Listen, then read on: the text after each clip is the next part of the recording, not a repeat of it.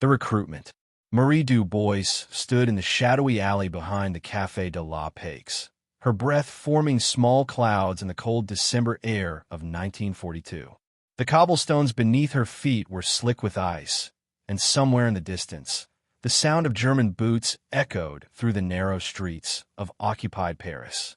She pulled her threadbare coat tighter around her shoulders and wondered, not for the first time, if she had made a terrible mistake. "You're late," a voice said from the darkness. Marie's heart jumped, though she had been expecting this. A figure emerged from the shadows, a middle-aged man with tired eyes and a worker's cap pulled low over his forehead. She recognized him immediately as Jacques, the baker who had been sending her coded messages hidden in loaves of bread for the past 3 weeks. "The checkpoint on Rue Saint-Antoine," Marie explained, keeping her voice low. "They're searching everyone tonight. I had to take the long way around." Jacques nodded, his expression grave. "They're getting more paranoid. The resistance hit a supply depot last week, and now the Germans are tightening their grip." He paused, studying her face in the dim light that filtered from a distant street lamp. "Are you certain you want to do this? Once you're in, there's no going back. If they discover who you really are—" "They won't," Marie interrupted, her voice steady despite the fear that coiled in her stomach. "I've been a nurse for 8 years. My papers are perfect, and my German is flawless. Thank you, Grandmother Hilda." She allowed herself a small, bitter smile. Her German grandmother had insisted she learn the language as a child, never imagining it would one day be used to deceive the Wehrmacht. Jacques reached into his coat and withdrew a worn leather document case. "These are your new identification papers. Marie-Laurent graduated from the nursing school in Lyon in 1937. You've been working at a civilian hospital in Bordeaux until now, and you've been transferred to the German military hospital at Stalag XIA. The camp is near the Belgian border, about 50 kilometers from here." Marie took the case with trembling fingers, opening it to examine the papers inside. The forgeries were excellent. She could barely tell they weren't genuine. Her photograph stared back at her from the identification card, her dark hair pulled back severely, her expression appropriately solemn. "The camp holds nearly 3,000 Allied prisoners," Jacques continued, his voice barely above a whisper. "British, American, Canadian, even some Polish fighters. The conditions are brutal. Many are dying from disease, malnutrition, and the cold. But that's not why we're sending you in." Marie looked up sharply. "Then why?" "Because we need eyes and ears inside. We need to know the camp's routines, the guard rotations, the weak points in their security. And when the time comes, we need someone who can help get prisoners out." Jacques' eyes were intense now, burning with a fierce determination that made Marie's chest tighten. "We're not just gathering intelligence anymore, Marie. We're planning something bigger, something that could save dozens of lives." The weight of what she was about to undertake settled over Marie like a heavy blanket. She thought of her brother, Pierre, who had been killed at Dunkirk in 1940. She thought of her country, crushed beneath the Nazi boot. She thought of all the young men languishing in prison camps, far from home, forgotten by a world at war. "When do I leave?" she asked. "Tomorrow morning, 6 o'clock. A truck will pick you up at the corner of Boulevard Saint-Michel and Rue Soufflot. The driver will give you a package, medical supplies you're supposedly bringing to the camp. Hidden inside will be a radio transmitter, broken down into components. You'll need to reassemble it once you're inside." Marie nodded slowly, committing every detail to memory. She had trained for this, had prepared as best she could, but nothing could truly ready someone for the reality of walking into the lion's den. "One more thing," Jacques said, his hand on her shoulder. "Trust no one. Not the other nurses, not the guards, not even the prisoners, at least not at first. There are collaborators everywhere, and the Gestapo has informants in the camps. One wrong word, one moment of carelessness, and you'll end up in front of firing squad." Into the wolf's lair. The truck rattled along the frost-covered road, its engine coughing and sputtering in the bitter cold. Marie sat in the back, wedged between crates of medical supplies and 2 other nurses who were also being transferred to Stalag XI. The younger one, a blonde girl who couldn't have been more than 20, kept wringing her hands nervously. The older woman, perhaps in her 40s, sat with her eyes closed, her lips moving in what Marie assumed was silent prayer. They hadn't spoken much during the journey. Marie had introduced herself using her cover name, and the others had done the same, Simone and Claudette. But there was a wariness in the truck, a tension that went beyond the discomfort of the cold and the rough road. Everyone in occupied France had learned to be suspicious, to measure their words, to wonder if the person beside them might be reporting to the Germans. Through the gap in the canvas covering the truck bed, Marie caught glimpses of the countryside passing by. Bare trees stood like skeletal sentinels against the gray winter sky. Abandoned farmhouses dotted the landscape, their windows dark and empty. Once, they passed a column of German soldiers marching along the roadside, and Marie felt her stomach clench with fear and hatred in equal measure. The truck slowed as they approached a checkpoint. Marie heard German voices, sharp and authoritative, and the sound of boots on gravel. Her hand instinctively went to the identification papers hidden in her coat pocket, even though she knew they were in perfect order. Papers! A Wehrmacht soldier appeared at the back of the truck, his face red from the cold, his breath steaming in the frigid air. He was young, perhaps 19 or 20, with pale blue eyes and the downy beginnings of a beard on his chin. The three women handed over their documents. The soldier examined each one carefully, comparing the photographs to their faces. When he got to Marie's papers, he paused, his eyes narrowing slightly. Marie's heart hammered against her ribs, but she kept her expression neutral, even slightly bored, as if this was routine. "You speak German?" the soldier asked in German, his tone suspicious. "Yes," Marie replied in perfect, unaccented German. "My grandmother was from Bavaria. She insisted I learn properly." The soldier's expression softened slightly. "Bavaria," he said, a hint of nostalgia in his voice. "I'm from Munich myself. The mountains there. Have you seen them?" "Once, when I was a child." Marie lied smoothly. "They were beautiful. I hope to see them again someday, when this war is over." The soldier handed back her papers, his suspicion apparently satisfied. "You'll find the camp conditions challenging," he said, switching back to a more formal tone. "Many of the prisoners are ill. We do what we can, but resources are limited." Marie nodded, tucking her papers back into her pocket. The truck lurched forward again, and the checkpoint fell away behind them. Simone, the younger nurse, let out a shaky breath. "You handled that well," Claudette said quietly, opening her eyes for the first time since the checkpoint.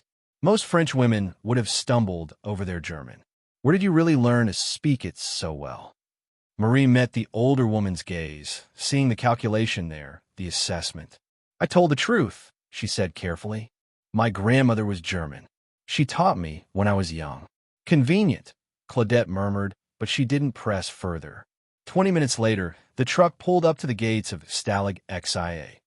Marie's first impression was of barbed wire, seemingly endless coils of it, stretching in every direction, glinting dully in the weak winter sunlight.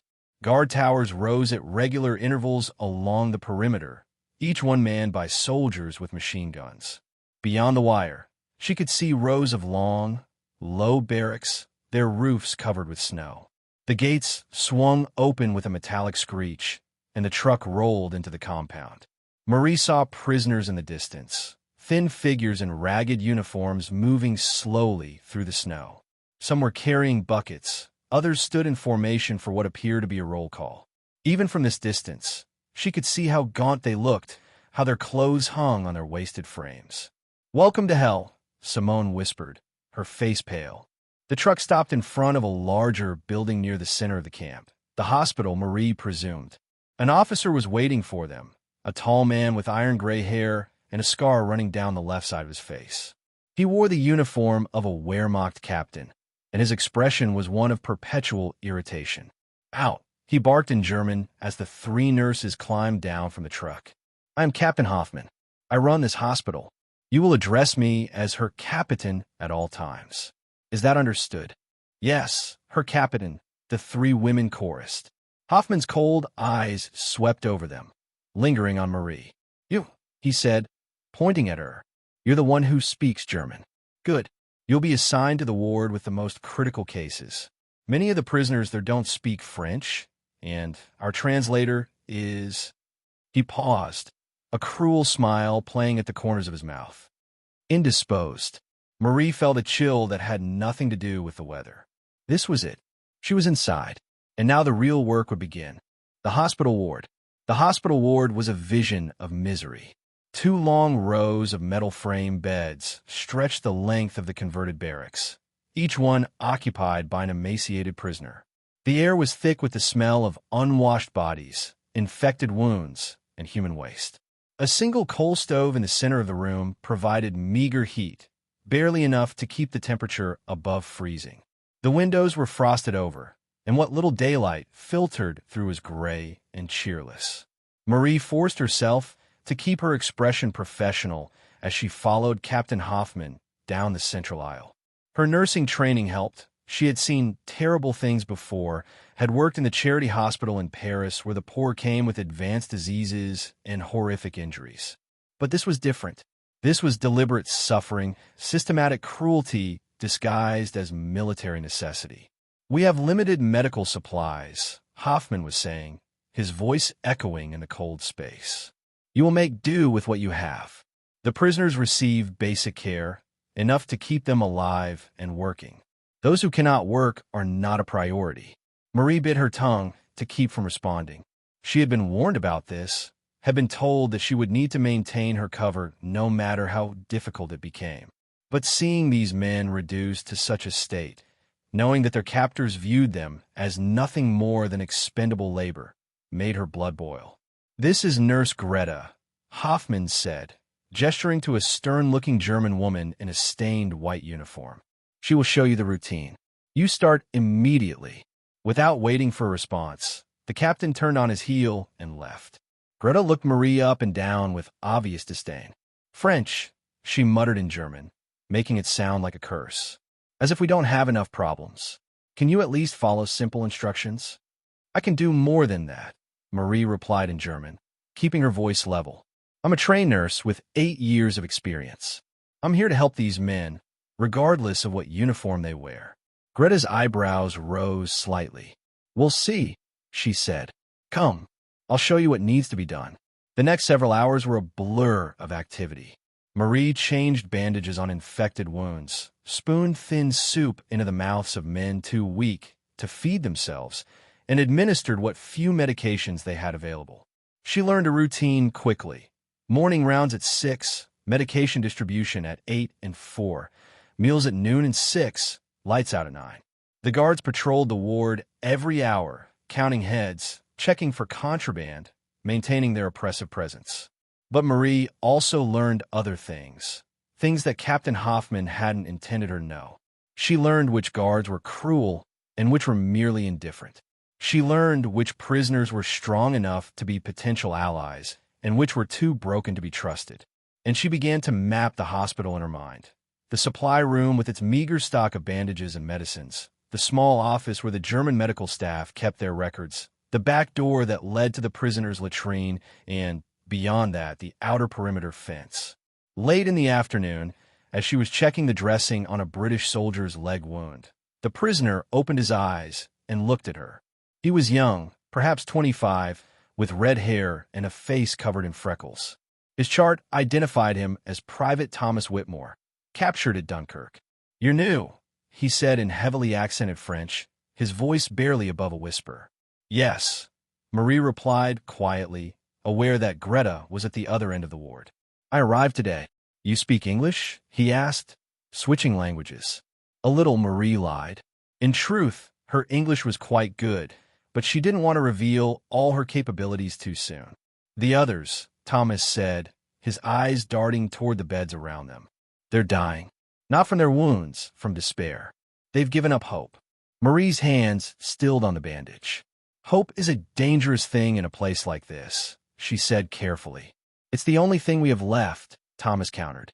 His hand suddenly gripped her wrist, his fingers surprisingly strong despite his weakened state. "Some of us, we haven't given up. We're planning something. But we need help. We need someone on the outside, or at least someone who can move freely in the camp." Marie's pulse quickened. This was what Jacques had talked about, finding allies inside the camp, building a network. But it was too soon, too dangerous. She didn't know if this man could be trusted. "You're delirious," she said, pulling her hand free. "Rest. You need to heal." But as she moved to the next bed, Thomas's words echoed in her mind. Making contact. Marie's first week at Stalag XIA passed in her exhausting routine of medical care and careful observation.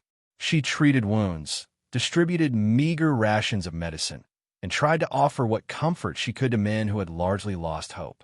But beneath this surface of compliance, she was gathering information, mapping the camp's rhythms and routines, identifying potential allies and threats. The radio components hidden in the medical supplies remained disassembled, tucked away in different locations throughout the hospital.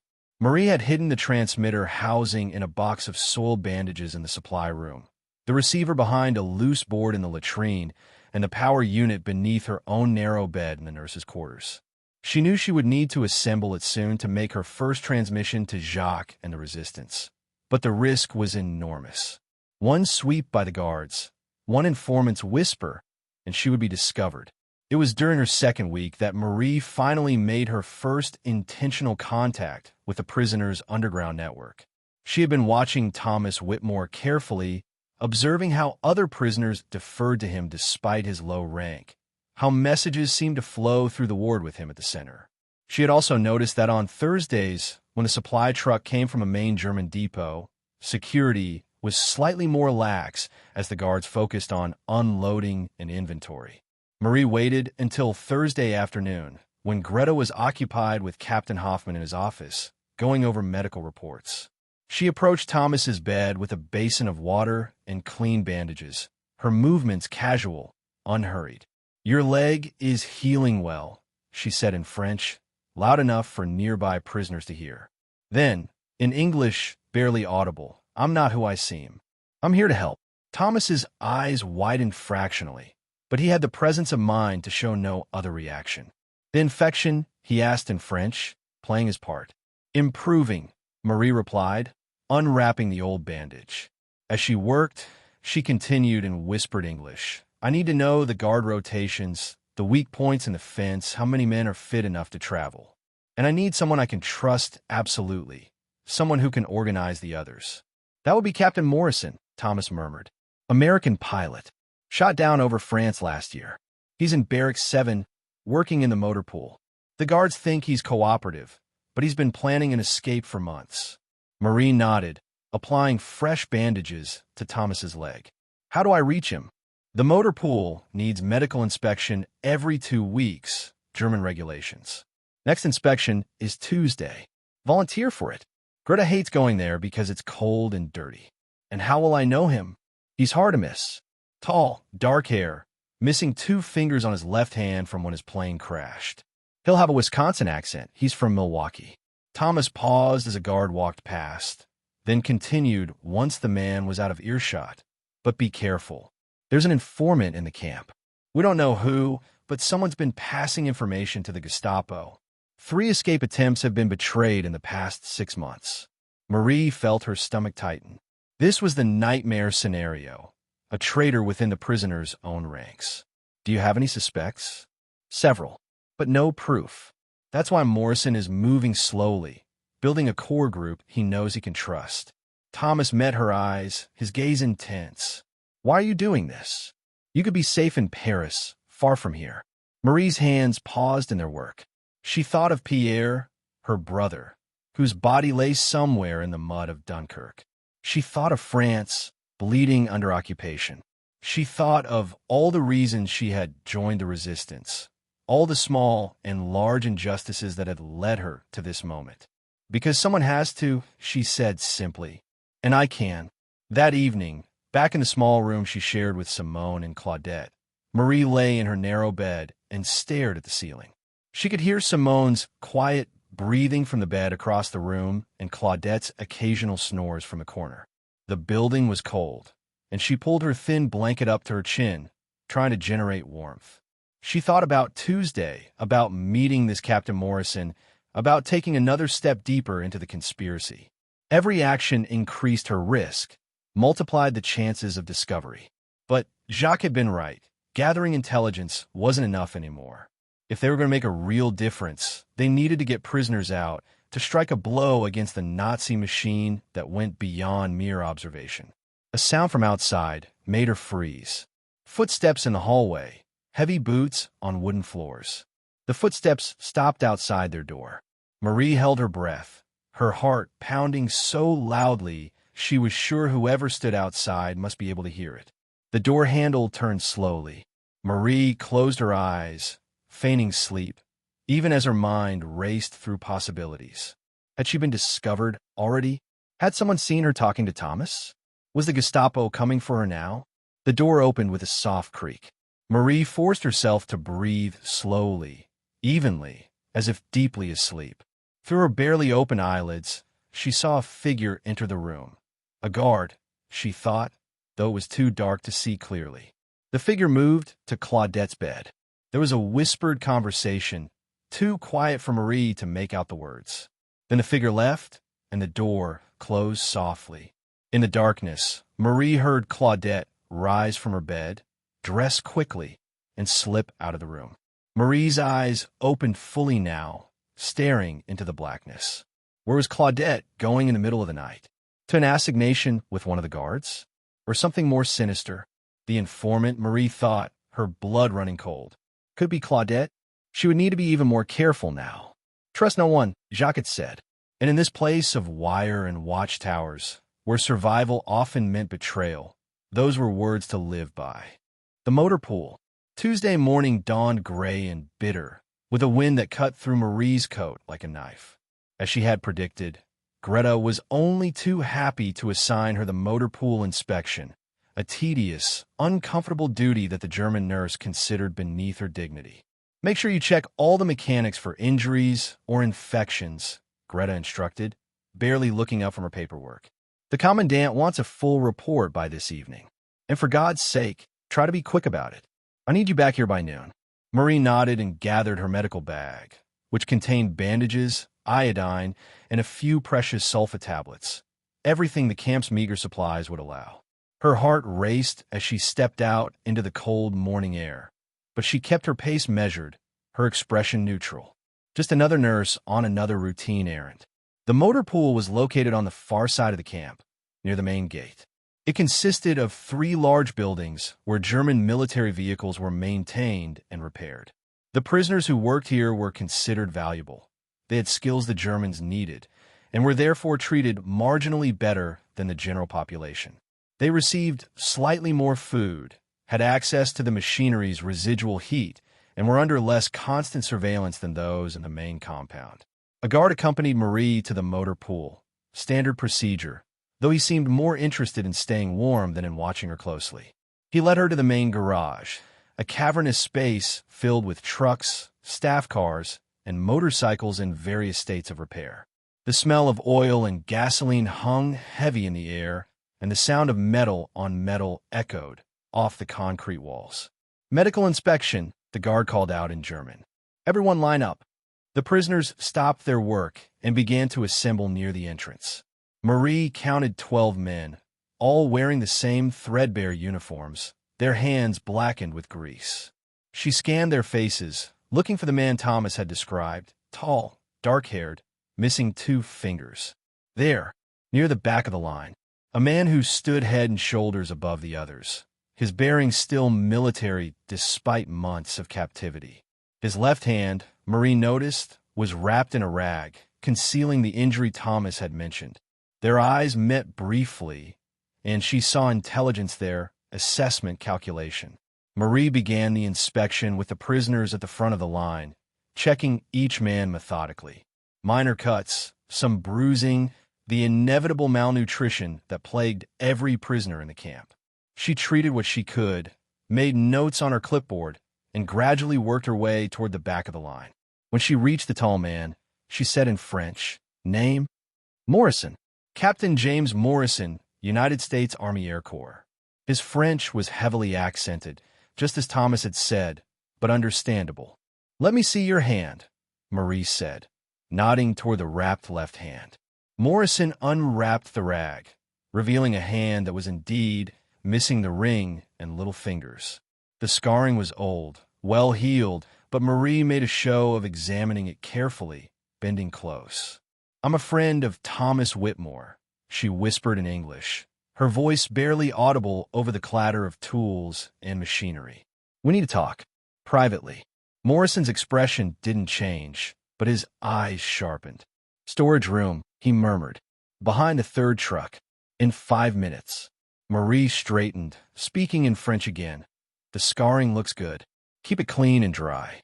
She moved to the last few prisoners in line, completed her inspections, and then approached the guard. "I need to check the storage area for proper first aid supplies," she said in German. "Regulations require all work areas to have emergency medical equipment." The guard shrugged. "Be quick about it," he said, stamping his feet against the cold. "I want to get back inside." Marie made her way deeper into the garage, past the rows of vehicles, toward the storage room Morrison had indicated.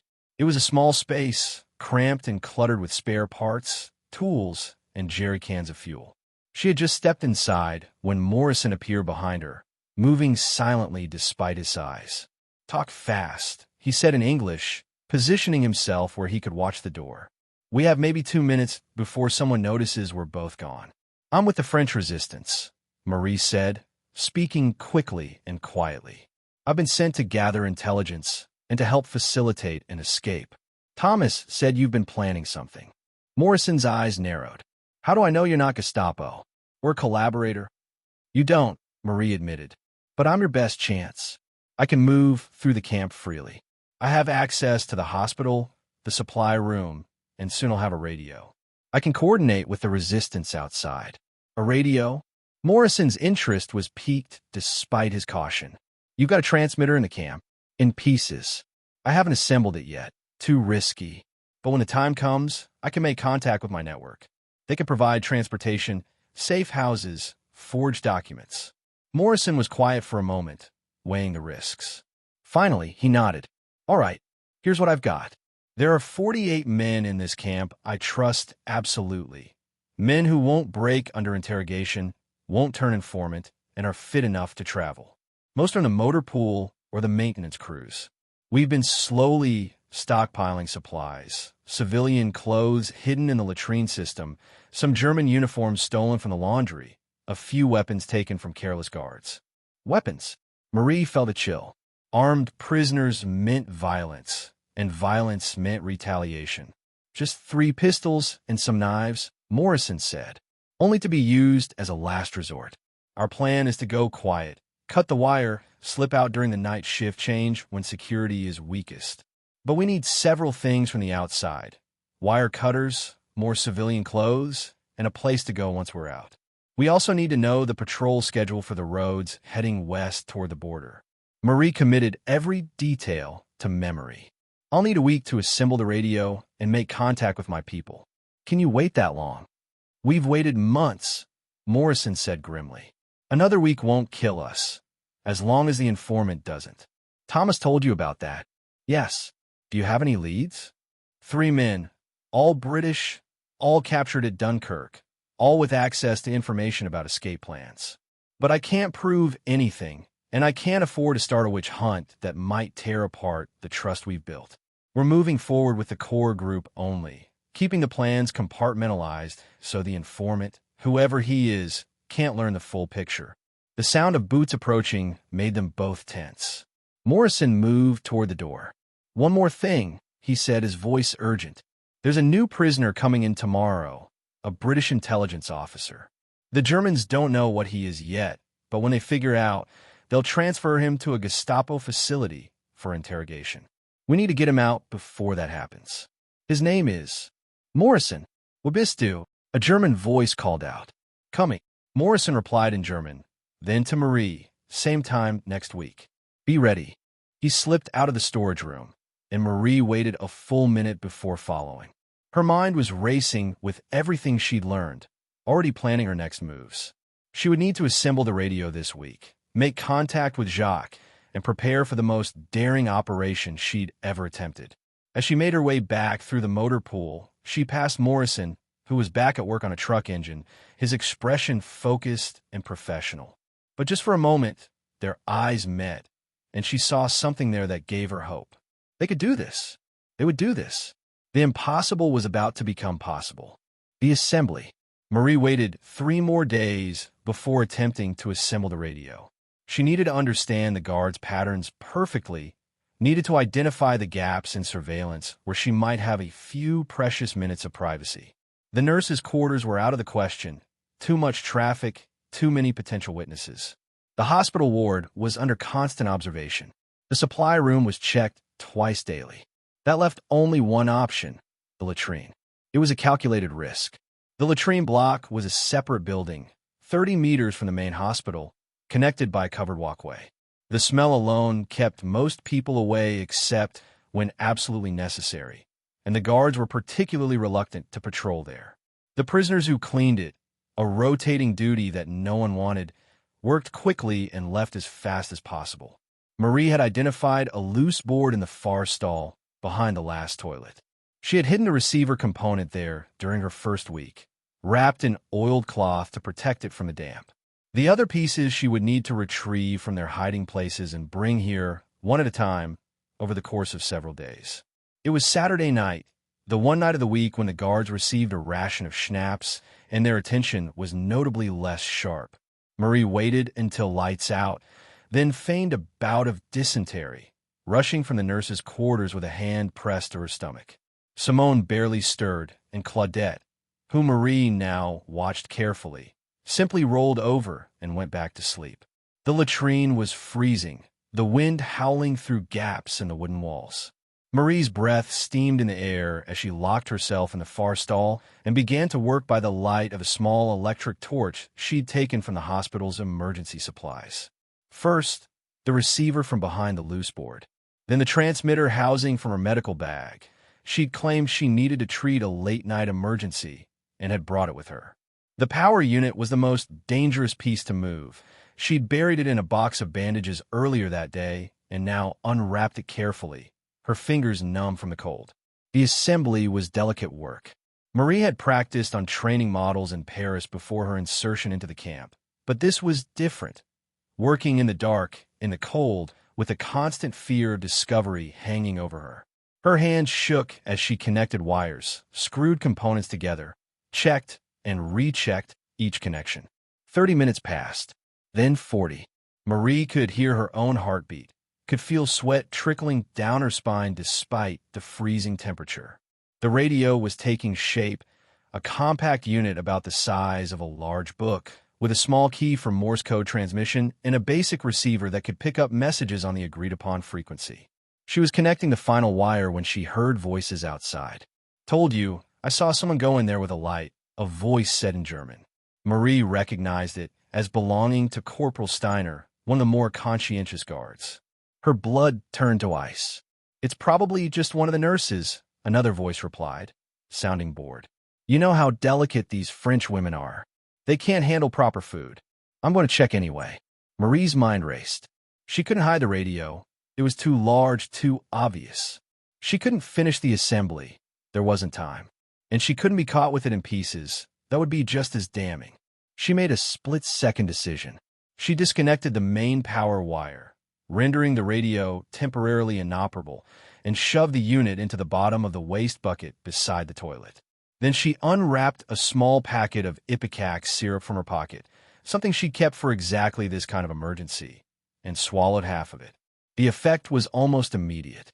Her stomach convulsed, and she vomited into the toilet just as the door to the latrine building opened. "You see," Corporal Steiner said, approaching her stall. "Someone with a light." "Miss, are you all right?" he called in German. Marie retched again, the sound genuine and miserable.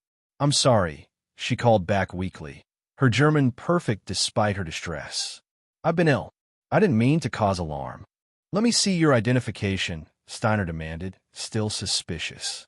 Marie flushed the toilet, wiped her mouth, and opened the stall door, holding up her identification papers with one hand, while keeping the other pressed to her stomach. Her face was pale, her distress clearly genuine.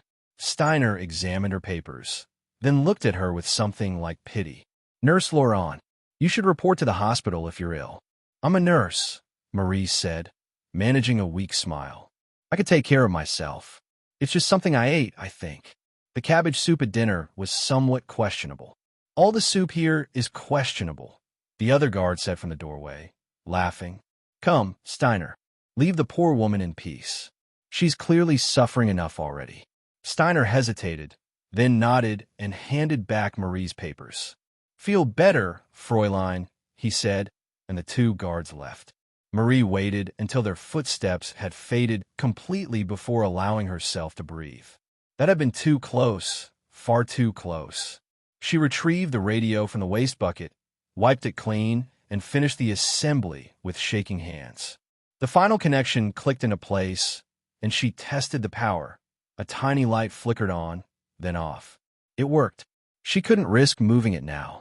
It would have to stay here, hidden behind the loose board, until she was ready to make her first transmission.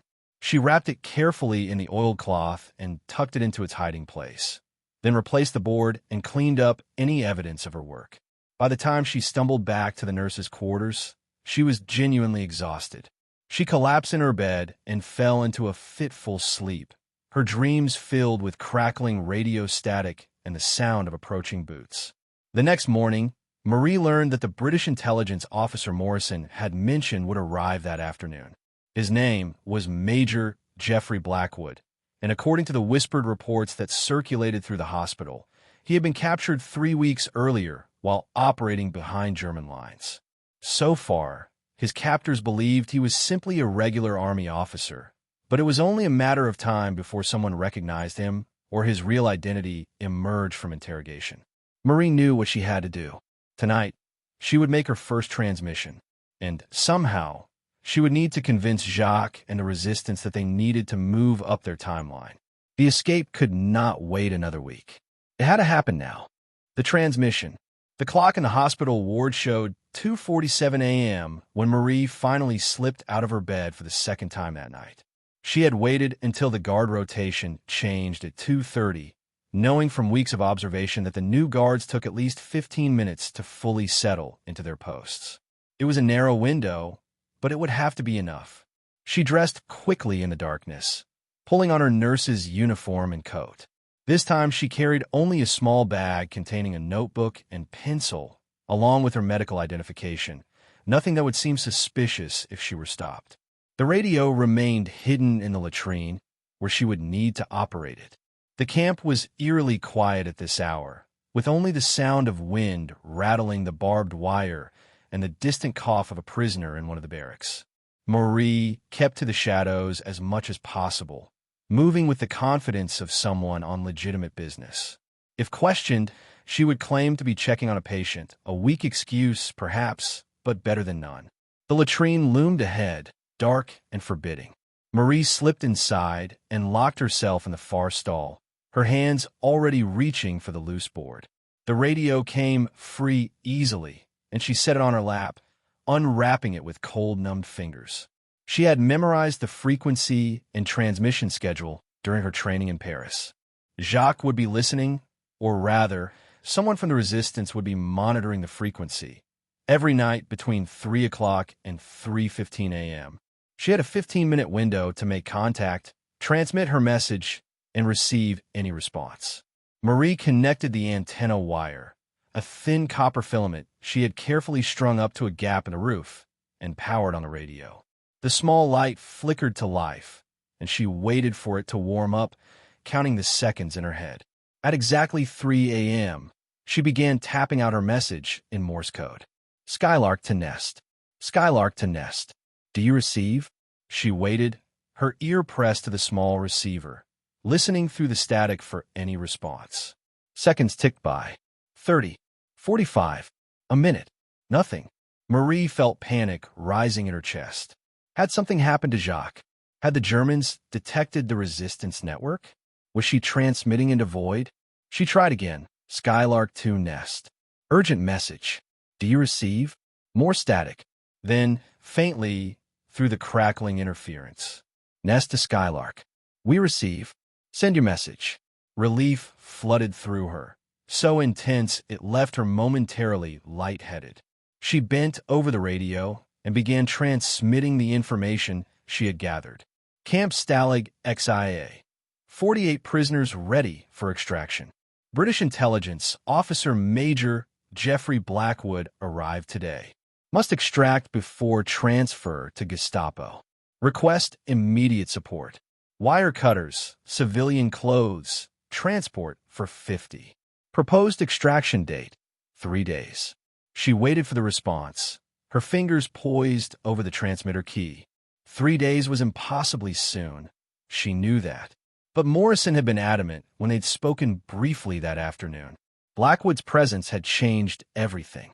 The man had information about Allied operations that the Germans would extract through torture if given the chance.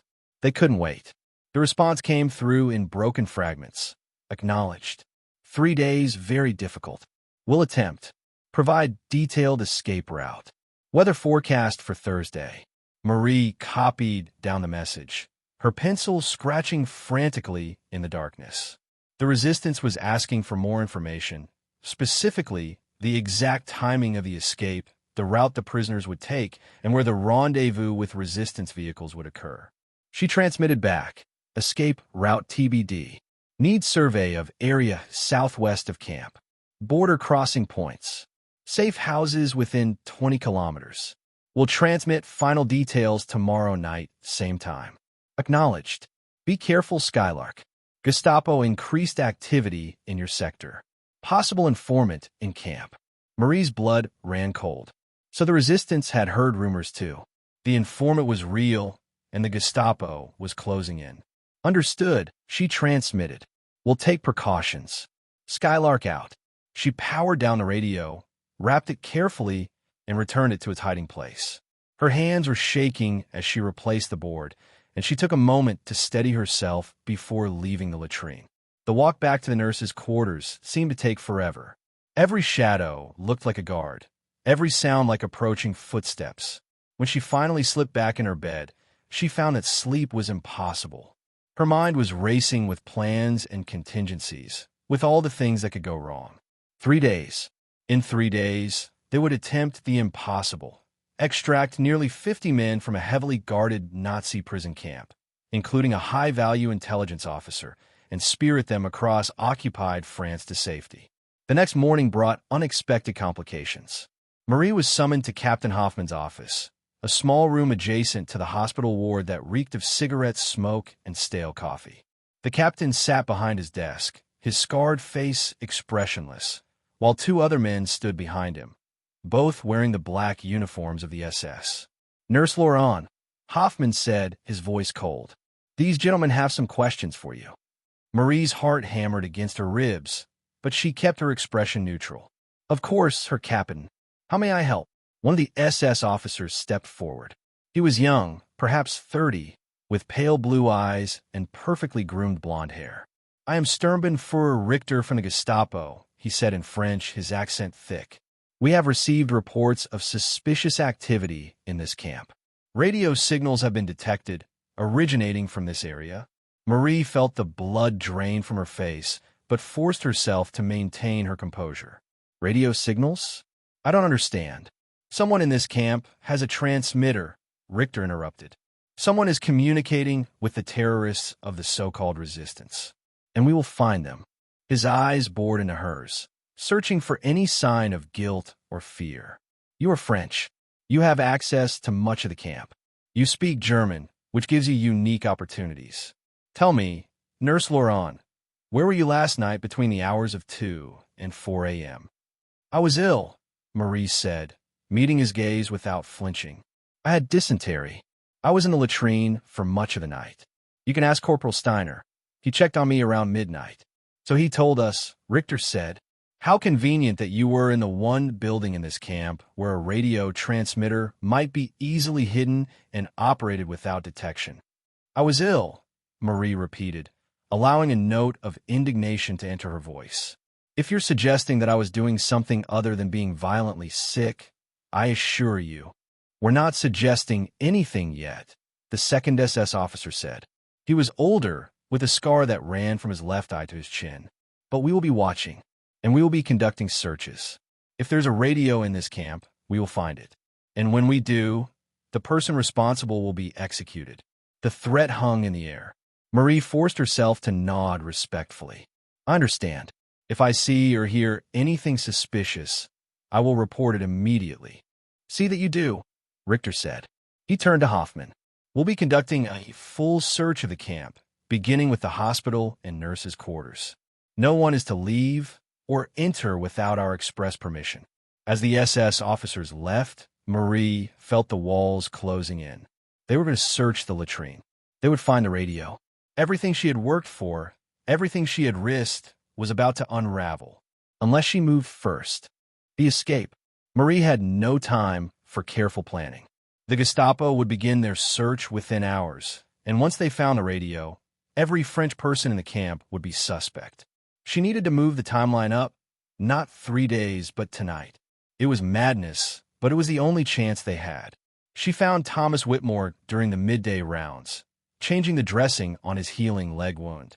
She bent close, pretending to examine the scarring. Tonight, she whispered in English. The escape has to be tonight. The Gestapo is searching for the radio. Tell Morrison, midnight, exactly as planned, but tonight.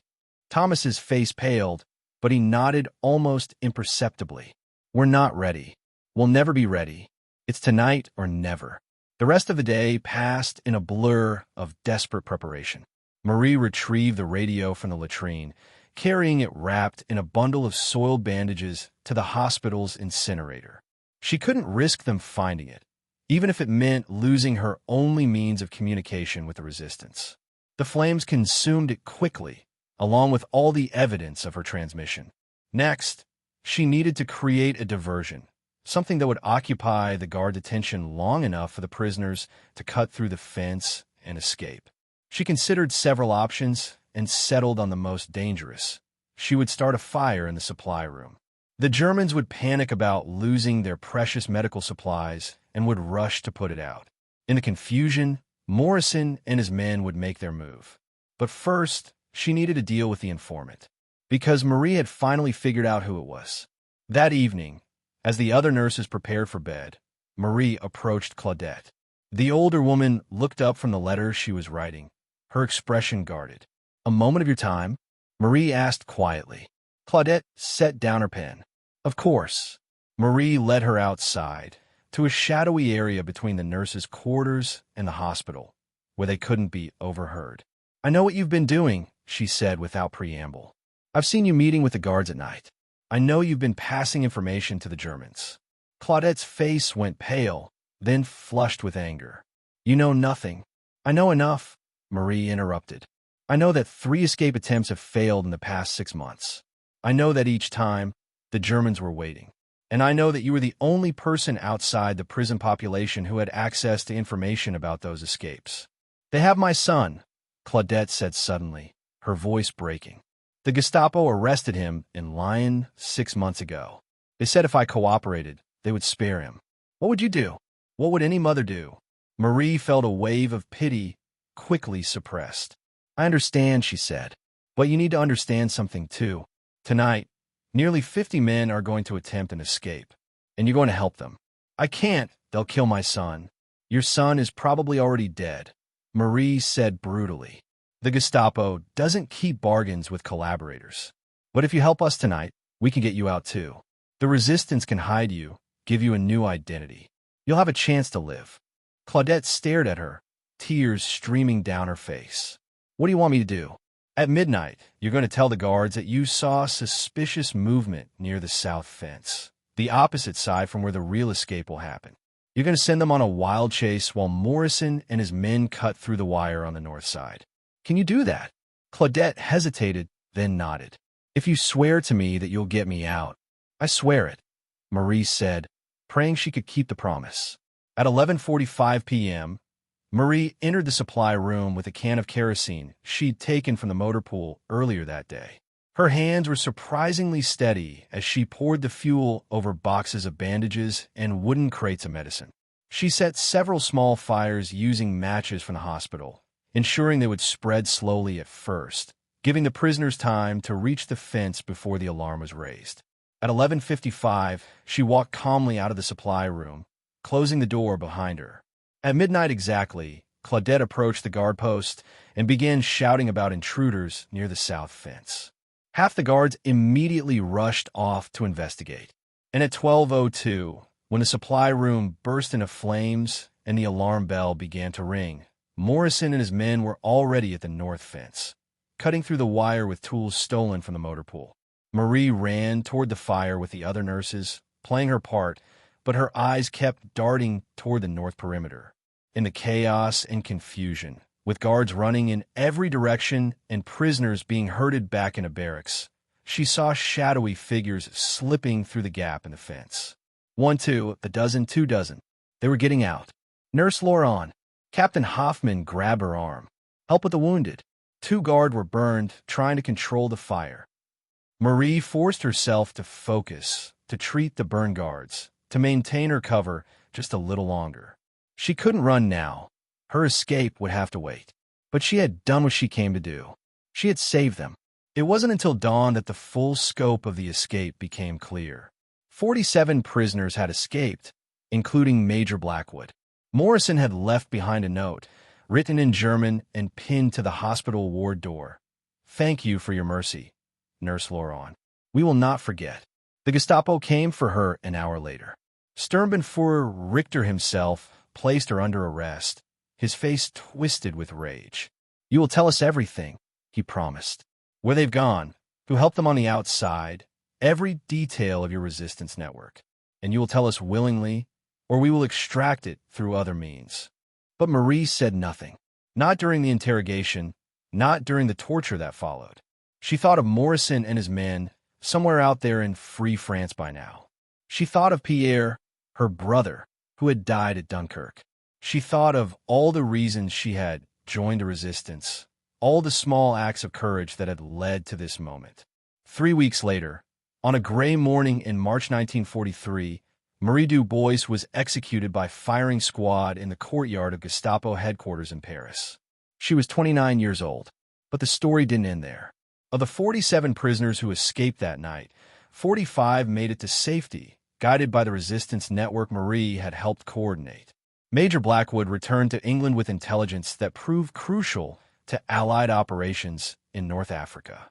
And Thomas Whitmore survived the war, returning home to write a memoir about his experiences, a memoir that prominently featured a brave French nurse who gave her life so that others might live. Years later, the French government posthumously awarded Marie the Croix de Guerre and the Médaille de la Résistance. A street in Paris was named in her honor. And in a small museum in the village where she was born, there hangs a photograph of a young woman with dark eyes and a determined smile. A woman who proved that one person, with enough courage and conviction, could change the course of history. Marie Du Bois had been just one spy, one nurse, one woman. But in the darkest days of the war, when hope seemed lost and the nights seemed endless, she had been exactly what was needed. A light in the darkness, a hand reaching out to the lost, a voice whispering that freedom was worth any price. And for 47 men who had been prisoners, who had given up hope, who had resigned themselves to death or worse, she had been nothing less than salvation.